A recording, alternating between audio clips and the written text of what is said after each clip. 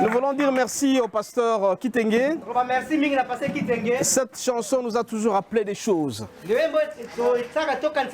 C'est-à-dire que nous devons tout donner au Seigneur pour mériter sa confiance, pour mériter sa grâce. La fois dernière, c'est-à-dire le vendredi, on a parcouru un thème qui s'intitule « Tu dois tuer tes géants ». C'est quoi donc le géant, mes bien-aimés? Un géant, c'est quelque chose qui freine ta vie. Quelque chose qui ne veut pas que tu puisses avancer. Tu as un objectif à signer, mais le géant ne veut pas que tu puisses aller de l'avant. Il freine ta vie par tous les moyens. Et pourtant, quand le Seigneur nous a créés, il veut que nous puissions être très heureux dans notre vie. Parce que, bien aimé, l'homme a un parcours sur cette terre. L'homme naît, il grandit et il va mourir. Mais quand il naît, il grandit, il doit être heureux dans sa vie. Et pour être heureux dans sa vie, bien aimé, il doit avoir connaître certaines choses. Bien aimé, la mort existe, la vie existe, le bien existe, le mal existe. Tout ce que nous faisons, c'est sûr et certain qu'il y a une fin. Et pour que cette fin puisse arriver un jour, nous devons nous comporter à un certain moment d'une certaine manière. Parce que le géant existe le long de notre route, bien aimé. Mais quand nous existons, nous marchons, nous devons savoir qu'un jour nous allons cesser d'exister. Un jour on partira. Un jour nous allons cesser de manger. Un jour nous allons cesser de danser. Un jour nous allons cesser de rigoler. Nous avons l'obligation de marcher selon la volonté de Dieu.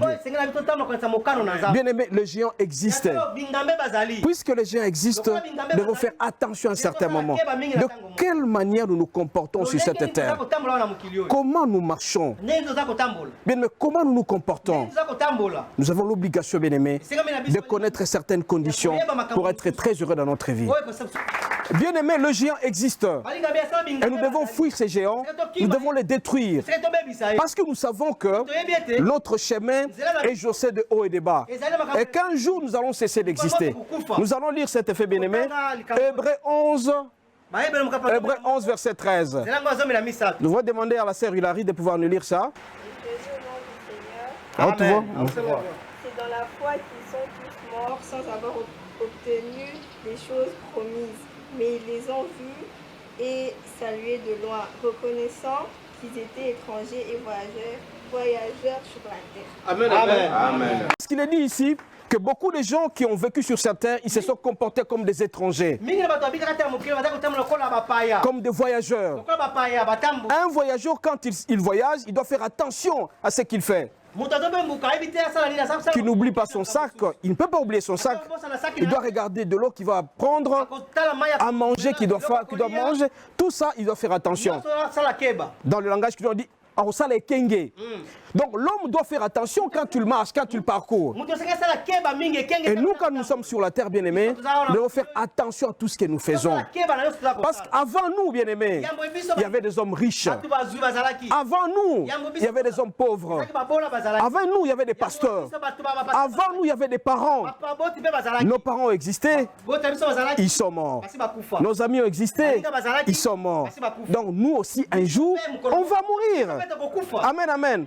Un jour, on va cesser d'exister. Mais comment nous nous comportons sur cette terre? Nous disons carpe diem, tout ce que nous voyons, nous voulons manger. Tout ce que nous voyons, nous voulons consommer. Tout ce qui nous vient en tête, nous voulons faire. Est-ce que nous faisons attention à notre manière de vivre? Donc, si nous ne faisons pas attention à cette manière de vivre, il y a certains géants qui vont nous bloquer, bien aimés. Raison pour laquelle on nous demande de faire attention. Nous devons nous comporter comme des voyageurs. Un voyageur fait attention à ce qu'il fait. Rappelez-vous, bien aimé, Abraham a existé, Jacob a existé, Isaac a existé. Tous ont existé, ils faisaient attention à leur manière de vivre. Vous devez faire attention, bien aimé. Parce qu'en faisant attention à cette façon-là, vous allez comprendre que Dieu existe et vous allez éviter certains géants. Bien aimé, on a fait la comptabilité de certains géants qui existent. Il y a un géant qu'on appelle le géant de découragement. Nous avons le géant de la peur. Et nous avons le géant de mauvaises pensées. Amen, amen. On doit faire attention à cela. Le Seigneur nous demande de faire attention à notre manière de vivre. Nous devons nous comporter comme des étrangers. Est-ce que tu te comportes comme étant un étranger? Quand tu te présentes quelque part, tu fais comme si Dieu n'existait pas. Tu dois savoir que Dieu existe. Ce que tu fais, tu dois savoir que tu vas payer. Amen, amen. Le Seigneur nous demande de faire attention à notre manière de nous comporter. En nous comportant comme étant des étrangers. Parce que demain on peut partir. Tu peux être maître de ton argent. Tu es maître de tes de véhicules, de maisons. Mais tu n'es pas maître de ton temps. Tu n'es pas maître de ton souffle. Il n'y a que Dieu seul qui peut décider de la manière dont nous devons nous comporter. Donc il est dit dans Hébreux 11 verset 13, nous devons nous comporter comme étant des étrangers, comme des voyageurs. Un voyageur fait attention à sa manière de vivre. Raison pour laquelle, bien aimé, nous allons toujours continuer à lire Ézéchiel 8, verset 3. Ézéchiel 18, j'allais dire, verset 4. De l'Éternel. Amen. Voici toutes les âmes sont à moi, l'âme du Fils comme l'âme du Père. L'un et l'autre sont à moi, l'âme qui pêche et celui qui meurt. Amen. Amen. Il est bien dit ceci, bien aimé. C'est Dieu seul qui est le responsable de toutes nos âmes. Dieu est responsable de mon âme. Il est responsable de votre âme. Il est responsable de l'âme de votre père. Responsable de l'âme de vos fils et de tous vos enfants. Mais attention, il est dit ceci. C'est l'âme qui pêche, c'est l'âme qui va mourir. Amen, amen. C'est l'âme qui pêche, c'est elle qui mourra. Ne pense pas que quand toi tu commets un péché, c'est ta femme qui va payer ça. Si toi la femme tu commets un péché, ne pense pas que c'est ton mari qui va payer ça. Ne pense pas que toi homme, quand tu commets un péché, ce sont tes enfants qui vont payer ça. Quand un enfant commet un péché, il pense que c'est son père qui va payer ça. Non, chacun est responsable de ses péchés. Donc quand tu pêches, c'est toi-même qui vas payer les conséquences. Il y a des enfants qui pensent par exemple, ils commettent un péché, ce sont les parents qui vont payer ça. Non, Dieu est juste. L'âme qui pêche, c'est elle qui mourra. Amen, amen. Donc quand tu commets un péché, mon bien-aimé, tu dois être sûr et certain que toutes les conséquences, c'est toi seul qui vas supporter. Et donc quand tu commets un péché, quand les géants viendront pour bloquer ta vie, c'est toi seul qui sera bloqué. Amen, amen. Il faut faire attention à la manière de nous comporter. Parce que Dieu regarde toutes les âmes sur cette terre. Dans Ézéchiel 18, verset 4, il dit, c'est l'âme qui pêche, c'est elle qui va payer. Nous sommes responsables devant nos péchés, bien-aimés. Raison pour laquelle le Seigneur nous demande tout simplement de faire attention à notre manière de vivre, d'éviter les péchés. Que quand tu vis dans les péchés, tu vas vivre les conséquences. Il est dit dans Romains 6, verset 23, que le salaire du péché, c'est la mort. Amen, amen. Nous avons l'obligation, bien-aimés, de marcher selon la volonté de Dieu en respectant ses commandements. Je vous ai dit à l'introduction, nous allons faire certaines comptabilités de géants. Nous avons les découragements. Nous avons la peur. Et nous avons aussi les mauvaises pensées. Prenons à titre illustratif le découragement. Amen, amen. À titre illustratif, prenons le mot découragement. Nous allons lire, bien-aimés, dans Ephésiens 3, verset 20. Ephésiens 3, verset 20. C'est lui qui trouve, peut lire. Ephésiens 3. Ephésiens 3, verset 20. Amen. Amen, amen. Amen. Je vous dis que les géants, c'est quelque chose qui freine la vie de quelqu'un. Quand un homme grandit, il a des projets à réaliser.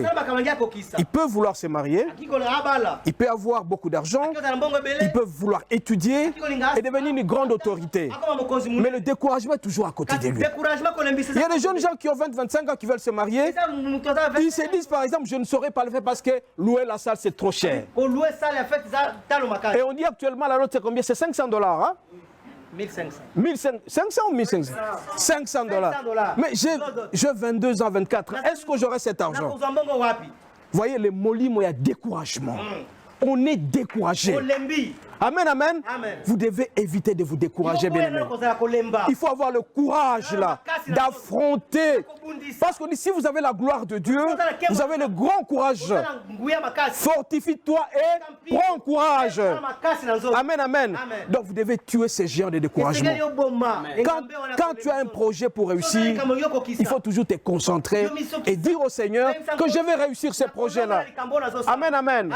Dans ce pays, à un certain moment, on a toujours pensé qu'être ministre, une grande autorité, et dans 10 ans, 15 ans, j'aurai $100 000. Et que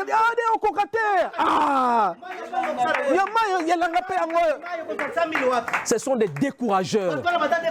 Qu'est-ce qu'il faut faire? Amen, amen. C'est lui qui t'amène les découragements, il faut le fuir. C'est un géant. Comment dire que le roi n'a vu n'angaï? Amen, amen. Il faut chercher les découragements. Parce que c'est lui qui est en nous est plus fort que celui dans le monde. C'est un géant qu'il faut chasser, bien-aimé.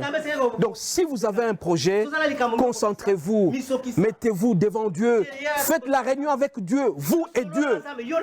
Moi, souvent, je tiens des réunions entre moi et Dieu. Je lui dis, mais Seigneur, j'ai un tel projet, comment je vais le réaliser?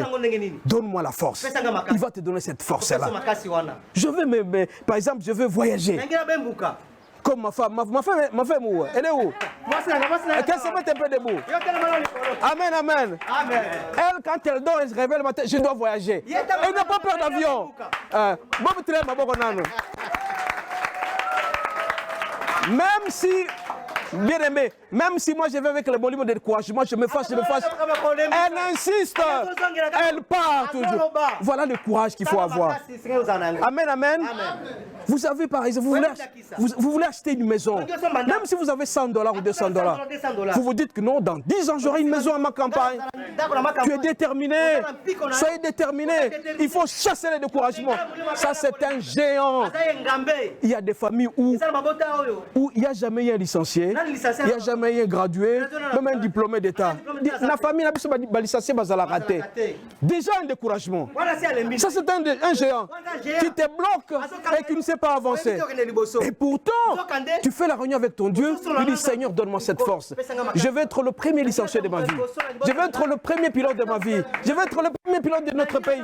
Soyez déterminés et le Seigneur sera avec vous. Amen, amen. Vous devez tuer les géants là. Mais bien aimé, le Seigneur est merveilleux. Quand on est déterminé, on l'aime davantage. Et quand tu marches avec lui, tu verras que le découragement va disparaître. Amen, amen. Il faut éviter ça. La gloire de Dieu doit être manifestée en nous. C'est cette gloire-là. Quand on n'a pas de découragement, on réussit en tout. Il y a des gens qui vont dans les salles d'opération. Ils disent, ah, l'opération n'a pas été ratée. Malade de la Covid, et pourtant, il y a des gens que j'ai vus, ils attrapent la maladie Covid, et non, il s'en va, et puis ça disparaît comme ça. Il est déterminé, il a le courage. Donc nous devons chasser les découragements. Amen, amen. Donc le Seigneur est là pour nous. Et nous devons tuer les géants qui dérangent notre vie. Mais l'unique condition, c'est l'âme qui a péché, c'est l'âme qui... Ah, il faut éviter les péchés. Amen, amen. Deuxième géant, mes bien-aimés, c'est la peur. La peur, bien aimé. La peur, elle est très dangereuse. Je pense que Pasteur Kitenge vous a expliqué hier l'histoire de David et de Goliath. David est un gamin de 17 ans, un tout petit qui était en train de paître le troupeau de son père. C'est lui qui gardait le mouton. Mais à un certain moment, il y a un lion qui est arrivé. Il a voulu dévorer ça. Mais lui s'est battu, il l'a tué. Amen, amen. L'ours est venu aussi. Il a cherché à bouffer le mouton. Il a tué, il a dévoré. Voilà un jeune garçon de 17 ans qui a tué l'ours, qui a tué le lion. Mais alors, arrivé à un certain moment, une grande armée de Philistins, composée de professionnels, des hommes bien armés, cuirasses, ils avaient des armes automatiques. Mais Goliath était un homme très géant, avec des cuirasses par-ci par-là, bien armé, armé jusqu'aux dents. Il lance un appel aux Israélites. Chez nous, on dit, tout fait. C'est ça, je sais pas. Il dit, c'est lui qui est fort qui vient ici. c'est lui qui viendra et je vais l'exterminer sérieusement. Il insulte le peuple de Dieu. Vous voyez, il y a des gens, quand on insulte sa population, c'est pas comme nous les Congolais. C'est facile quand on insulte les Congolais, on s'insulte soi-même. Mais quand tu vas à l'étranger, on te dit, tu insultes un Français, il n'acceptera pas. Alors, quand on a insulté les Israélites, David était très fâché. Mais comment un incirconcis comme ça peut insulter le peuple de Dieu? Je ne peux pas accepter ça. Et c'est Saül qui était roi à l'époque. Saül lui dit non, tu es petit, tu n'as pas de force. Ce type-là est armé depuis longtemps. Il est né dans la guerre, grandi dans la guerre, il s'est marié dans la guerre. Il est très très fort. Donc si tu approches auprès de lui, il va t'écraser. Amen, amen. Amen, amen. Tu ne sauras pas l'attraper.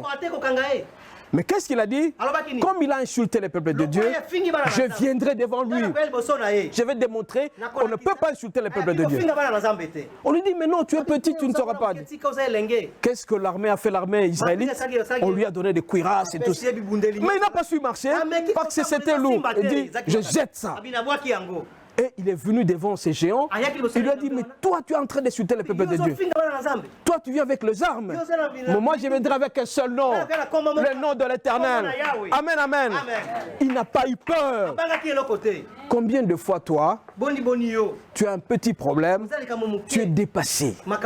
Les soucis par-ci, les soucis par-là. Je n'ai pas encore payé les Minerva. Je ne me suis pas encore marié. Je n'ai pas d'enfant. Tu es découragé complètement. Il y a des gens qui ont 60 ans, qui peuvent se marier, mais qui ne veulent pas se marier.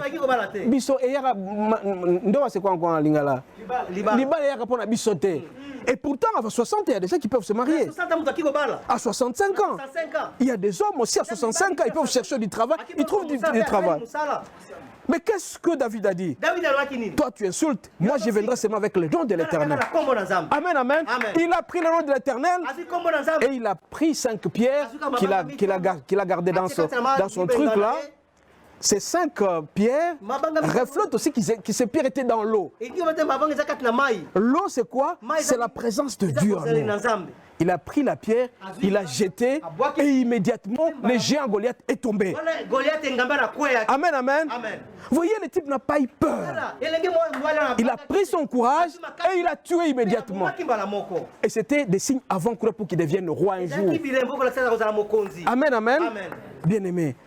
Nous devons arrêter d'avoir peur. La peur, c'est un sentiment normal dans un corps. Quand ça vient directement, nous devons nous ressaisir. Dire, non, non, je ne peux pas être dominé par la peur.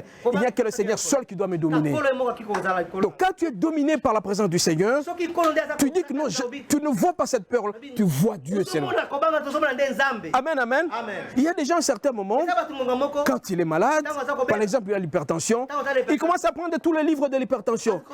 Il faut n'aller à boyer. Donc tu développes maintenant la peur de plus en plus. Et pourtant il faut fuir. Il faut passer tout son temps devant le Seigneur. Amen, amen. Le Seigneur veut que nous ne puissions pas avoir peur. Et quand tu as peur, c'est un géant dans ta vie. Tu as 40 ans, tu as 50 ans, tu peux trouver du travail, mon bien-aimé. Mais il ne faut pas avoir peur. Cherche seulement. Matthieu 7,7, c'est quoi encore? Demandez. Mais voilà, voilà, c'est ça justement. Il ne faut jamais être découragé. Il ne faut jamais avoir peur. Amen, amen. C'est la peur qui nous sépare de l'amour de Dieu. Vous voyez, David, il est venu seulement avec le nom de l'Éternel. Et quand tu l'as jeté, et il a gagné. Et toi, devant les problèmes, tu amènes quel nom? Papa. Oh, voilà, je n'ai pas encore reçu ça. Qu'est-ce que je peux faire? Tu ne fais que te plaindre. Amen, amen.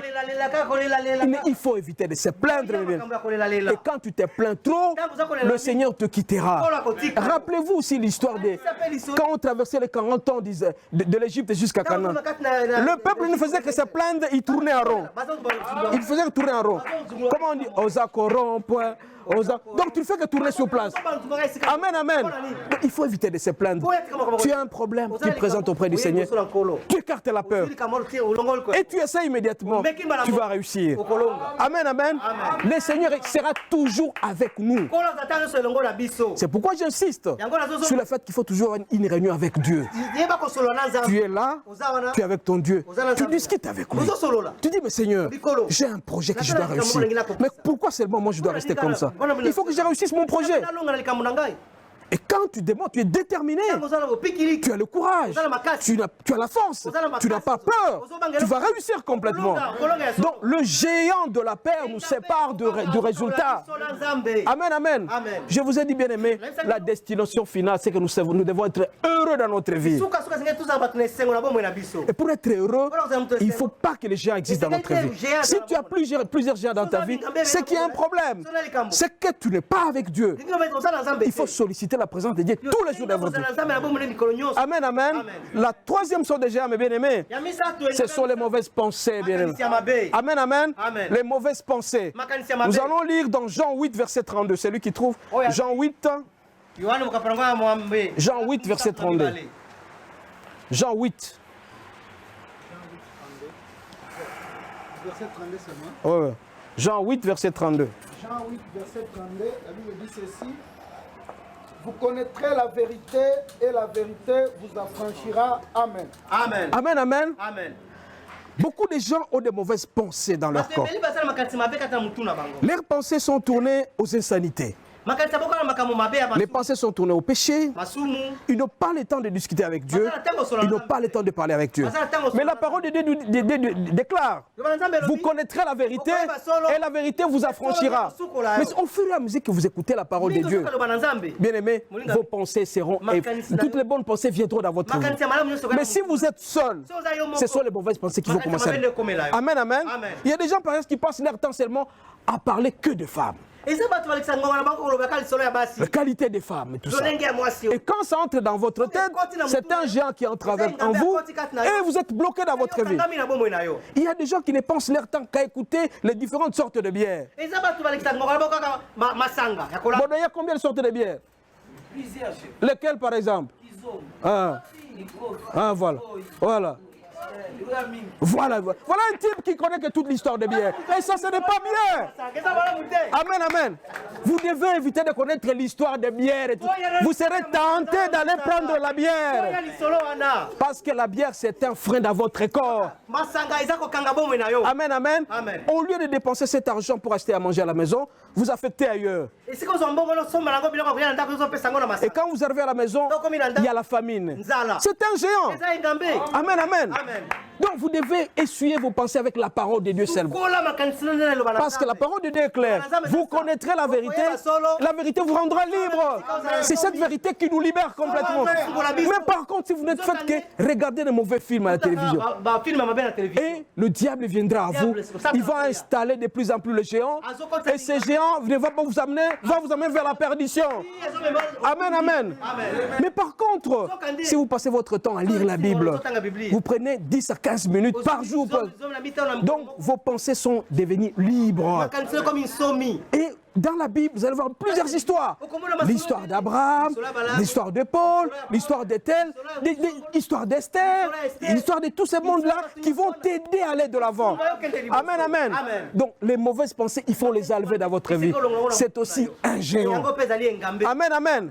Le Seigneur veut que nous puissions être libres complètement. Alors pour être écartés complètement de ces géants-là, nous allons lire aussi, bien aimé, Romains 6, verset 12.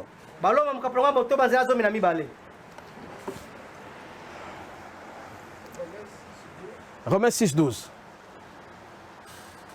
Lisons Romains chapitre 6, verset 12, au nom de Jésus-Christ de Nazareth. Amen. Que le péché ne règne donc point dans votre corps mortel et n'obéissez pas à ses convoitises. Amen. Amen. Que le péché ne règne pas dans votre corps. Donc la base de tous les géants, c'est les péchés, bien-aimés. Je pense que Pasteur Kitega parlait aussi de péchés qui sont dans les liens familiaux.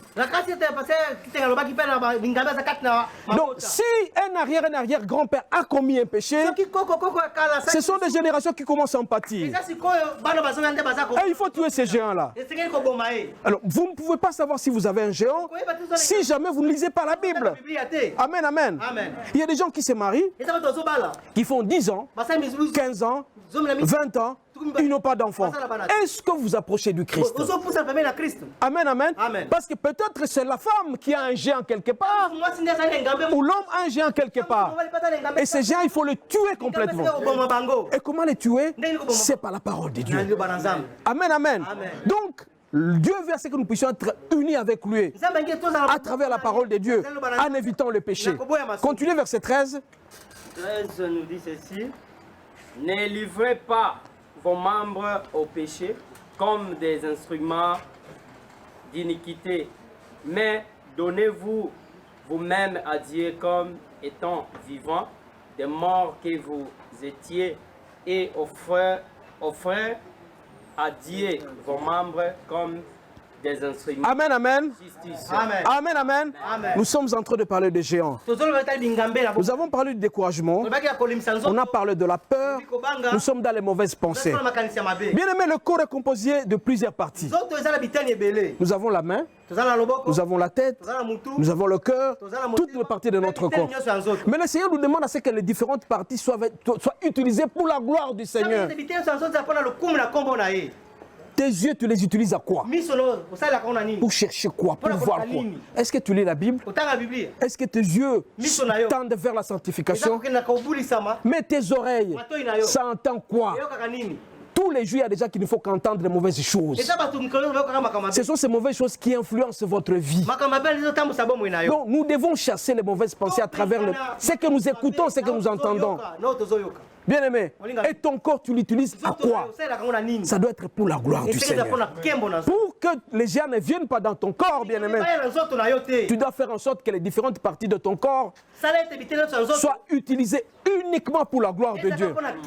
Pour que les mauvaises pensées ne viennent pas en toi. Amen, amen. Il y a des gens qui restent au lit depuis le matin jusqu'au soir. Ils ne savent pas chercher du travail.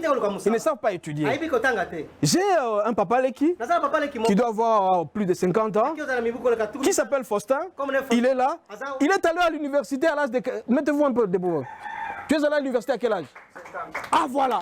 Amen, amen. Il prend le courage, il va étudier. Mais il y a des démons, des courageux qui commencent à dire non, on n'étudie pas, qu'est-ce que tu vas encore chercher? Il faut avoir du courage. Amen, amen. Tout ça, ce sont les géants qui risquent de vous décourager. C'est pourquoi ce soir, bien-aimés, je voudrais tout simplement attirer votre attention sur le fait qu'il y a des géants qui risquent de décourager votre vie, de détruire votre vie, entre autres les découragements. Quel que soit ton âge, si tu as un projet, tu vas le réaliser. Un jour, je disais à ma femme, d'ici là, j'aurai 50 ans, j'aurai 60 ans. Elle me dit, mais non. En Europe, c'est à 65, à 70 ans qu'on commence à penser comment être grand du pays.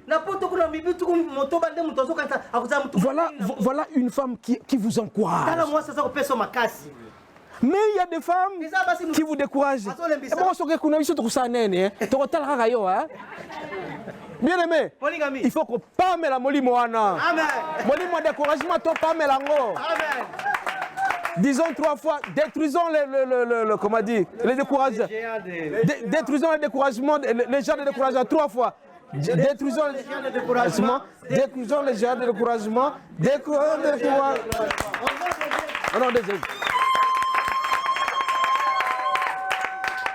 En plus, bien aimé, n'ayez jamais peur pour quelque chose. Si vous savez très bien que vous faites dans la droite ligne pour le Seigneur, il faut affronter tout. Si vous avez un problème, bien aimé, mettez le Seigneur à l'épreuve. Demandez tout simplement d'agir à votre place. C'est pourquoi on a toujours dit, soyons toujours humbles. Regardons sous la croix de Jésus. Il a tout transporté pour nous. La souffrance, la maladie, la pauvreté. Tous les gens sont là. Il les a déjà tués tous. Amen, amen. Donc n'ayons jamais peur. Faites confiance au Seigneur. Tout ce que vous avez comme projet, ça va réussir. réussir, bien-aimé. Quel que soit votre âge, même si vous avez 70 ans, vous pouvez vous marier. Si vous êtes même vous êtes à 70 ans, vous pouvez trouver du travail. Tout ce que vous allez chercher, vous allez obtenir. Mais il faut mettre Dieu à l'épreuve en lui demandant à tout moment. C'est vrai que ce n'est pas facile, mais il faut mettre le Seigneur à l'épreuve. Et tout cela à travers la parole de Dieu. Lisez régulièrement la parole de Dieu. Quand les mauvaises pensées dans votre tête, ce sont ces mauvaises pensées qui constituent les géants. Il faut les enlever de votre vie. Lisez la parole de Dieu régulièrement. Si vous lisez régulièrement la parole de Dieu, vous allez voir que tout ira mieux dans votre vie. Et à ce moment-là, vous allez vivre le surnaturel. Le surnaturel. Le surnaturel, c'est quoi? C'est quelque chose qui vient au-delà de nos pensées. Si vous respectez les principes selon lesquels l'âme qui paie, c'est elle qui va payer. Ah, bien aimé, vous allez avoir peur du péché. Et si vous avez peur du péché, vous craignez Dieu, vous allez tendre vers la sanctification. La sanctification, quand elle est là, vous avez la prospérité, vous avez la santé, vous avez la gloire, vous avez tout ce que vous avez de l'argent, vous avez tout, et le Seigneur sera avec vous. Amen, amen. La sanctification tend vers la prospérité. Donc la fuite des péchés fera la disparition des géants dans notre vie. Les géants ne viendront plus dans notre vie. C'est pourquoi ce soir, bien-aimés, le Seigneur nous aime tellement à ce qu'il veut, c'est que nous puissions détruire complètement tous les géants. Ces géants ne peuvent plus exister dans notre vie. Alors faisons comme ça. Tobomi. Ah, ouais, c'est votre gabot. Alors on va se mettre debout, On va se mettre debout. Et nous allons chasser tous les géants qui sont dans notre vie, les découragements, la peur et les mauvaises pensées. Au nom de Jésus, nous prions.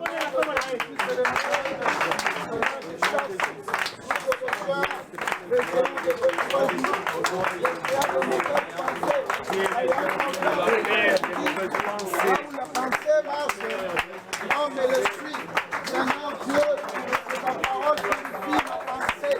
Au nom de Jésus, je chasse les démons. Le géant, alléluia. Le géant, alléluia. Le géant du péché. Au nom suprême de Jésus. Au nom suprême de Jésus. Au nom suprême de Jésus. Au nom suprême de Jésus.